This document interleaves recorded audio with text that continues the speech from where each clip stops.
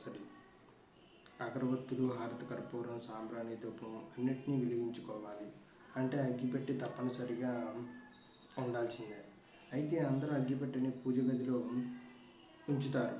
కానీ అగ్గిపెట్టెని పూజ గదిలో అసలు ఉంచకూడదు. ఎందుకంటే అగ్గిపెట్టె అంటే నిప్పుకు సంబంధించింది. ఇది విధ్వంసం, అస్థిరత్వానికి గుర్తుగా చెప్తారు.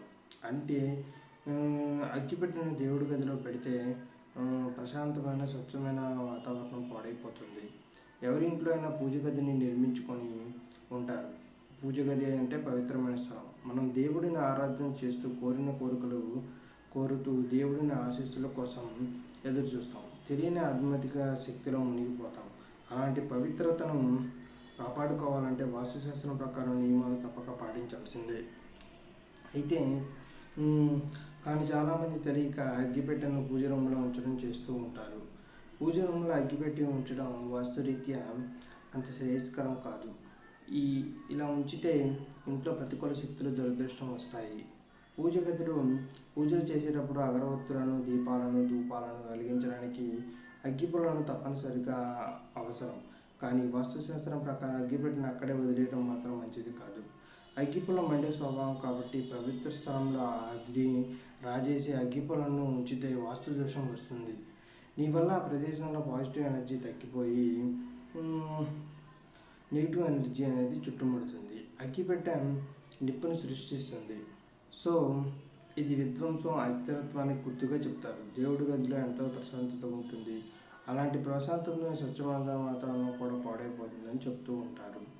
వాస్తుశాస్త్రంగా అగ్గిపెట్టె పెడితే మీ ఆధ్యాత్మిక సాధనకే కాదు వ్యక్తిగత జీవితంపై కూడా ప్రతికూల ప్రభావం పడుతుంది. బెడ్రూమ్లో కూడా అగ్గిపెట్టె అనేది పెట్టకుండా ఉండాలి. ఇలా గనక చేస్తే భార్యాభర్తల మధ్య గొడవలు వస్తాయి. దాంపత్య జీవితంలో సఖ్యత ఉండదు. స్వభావం ఉన్న వస్తువుల దగ్గర ఉంటే ఆందోళన, నెగిటివ్ వైబ్రేషన్స్ పెరుగుతాయని వాస్తుశాస్త్ర నిపుణులు చెబుతున్నారు. అగ్గిపెట్టె సరైన స్థలం ఎక్కడ? అగ్గిపెట్టె వాస్తుశాస్త్రం లేకుండా పెట్టే స్థలం సురక్షితమైన స్థలం వంటగది. వాస్తుశాస్త్రం ప్రకారం ఆగ్నేయం అగ్నికి సంబంధించింది. అలాగే అగ్గిపెట్టె కూడా అగ్నికి సంబంధించినదే. ఈ రెండింటి స్వభావం ఒకటే కాబట్టి నిప్పుకు సంబంధించిన అగ్గిపెట్టె వస్తువు అక్కడ ఉండాలి. ఈ స్థలమే అగ్గిపెట్టెకు సరైన స్థలం. వీటిని మూసి ఉన్న డ్రాయర్లలో లేదా అల్మారాల్లో పెట్టవచ్చు. వేళ దేవుడి గదిలో అగ్గిపెట్టె పెట్టాల్సి వస్తే దాన్ని శుభ్రమైన గుడ్డలో చుట్టి పెట్టాలి. దీనివల్ల నెగిటివ్ ఎనర్జీ ప్రభావం కాస్త తగ్గుతుంది. అంతేకాకుండా పూజ రూమ్లో అగ్గిపెట్టెను ఉంచకుండా కిచెన్ రూమ్లో ఉన్న అగ్గిపెట్టిన పూజ దీపం వెలిగించి ఆ తర్వాత మధ్యరాత్రికి కిచెన్లో పెట్టడం చాలా ఉత్తమమైందని చెబుతారు. ఒకవేళ ఇది అశుభం అనుకుంటే పూజ గదిలోనే శుభ్రమైన గుడ్డలో అగ్గిపెట్టె చుట్టూ పెడితే నెగిటివ్ ఎనర్జీ ఉండదు. వాస్తుదోషం కూడా కొద్దిగా తగ్గుతుంది. ఈ విధంగా చేస్తే వాస్తుదోషం ఉండదని కూడా చెబుతున్నారు. భార్యకు ఈ అలవాట్లు ఉంటే భర్త అప్పుల పాలవుతారు అని చెబుతున్నారు. మనలో ప్రతి ఒక్కరు ఏదో ఒక సమయంలో ఆర్థిక సమస్యలను ఎదుర్కొని ఉంటాం. కారణం తెలియక అయోమయంలో పడతాం. చాలా సందర్భాల్లో ఇంట్లో చేసే కొన్ని పొరపాట్లను జరుగుతుంది. అవును, వాస్తుశాస్త్రం ప్రకారం భార్య చేసే కొన్ని తప్పుల అలవాట్ల వల్ల ఇంట్లో ప్రతికూల స్థితి పెరిగి డబ్బు నష్టం జరుగుతుందని చెప్తోంది. మరి భార్య ఇంట్లో చేసే ఏ పొరపాట్ల వల్ల భర్త జేబు ఖాళీ అవుతుందంటే ఉప్పును ప్లాస్టిక్ డబ్బాలో పెట్టకూడదు. వాస్తుశాస్త్రం దీనివల్ల ఇంట్లో ఆర్థిక సమస్యలు వస్తాయి. కాబట్టి సానుకూల శక్తిని ఇంట్లో నిలకడగా ఉండాలంటే ఉప్పుని ఎప్పుడు గాజు సీసాలో లేదా జాడీలో ఉంచండి. దేవులకు నైవేద్యం పెట్టే ముందు దాన్ని ఎప్పుడు రుచి చూడకూడదు. దీనివల్ల వాస్తుదోషం ఏర్పడుతుందని వాస్తుశాస్త్రం చెబుతోంది. దీనివల్ల ఇంట్లో డబ్బు నష్టం కూడా జరుగుతుంది. వెల్లుల్లి, ఉల్లిపాయ తొక్కలను ఏ కారణం చేత కూడా కాల్చకూడదు. ఇలా చేస్తే ఆ ఇంట్లో ప్రతికూల శక్తి పెరుగుతుందని వాస్తుశాస్త్రం చెబుతుంది. దీనివల్ల ఆర్థిక ఇబ్బందులు ఎదుర్కోవాల్సి వస్తుంది. ఇంట్లో అశాంతి నెలకొంటుంది. వాస్తు ప్రకారం సాయంత్రం వేళల్లో ఇంట్లో ముఖ్యంగా పూజ గదిలో దీపం వెలిగడం మంచిది కాదు. దీనివల్ల ఇంట్లో పేదరికం వస్తుంది. కాబట్టి పూజ గదిలో దీపం వెలిగించడానికి సరైన సమయం సూర్యోదయానికి ముందు మాత్రమేనని గుర్తుంచుకోండి. అలాగే రాత్రి భోజనం చేసిన తర్వాత సింక్లో మురికి పాత్రలు వేస్తే ఇంట్లో డబ్బు నష్టం జరుగుతుంది. ముఖ్యంగా ఇంట్లో లక్ష్మీదేవి ఉండదు. దీనివల్ల మీరు ఆర్థికంగా ఇబ్బందులను ఎదుర్కొంటారు. వాస్తుశాస్త్రం ప్రకారం పాలు, పెరుగును రాత్రిపూట తెరిచి ఉంచితే కూడా ఇంట్లో ప్రతికూల శక్తి పెరుగుతుంది.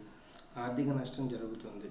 తులసిని హిందూ మతంలో శుభప్రదమైన మొక్కగా భావిస్తారు. దీన్ని ఇంట్లో ఉంచితే సంతోషం, శ్రేయస్సు, సానుకూల శక్తి పెరుగుతాయి. కానీ తులసి మొక్కను గుమ్మానికి దక్షిణ దిశలో ఎప్పుడూ పెట్టకూడదు.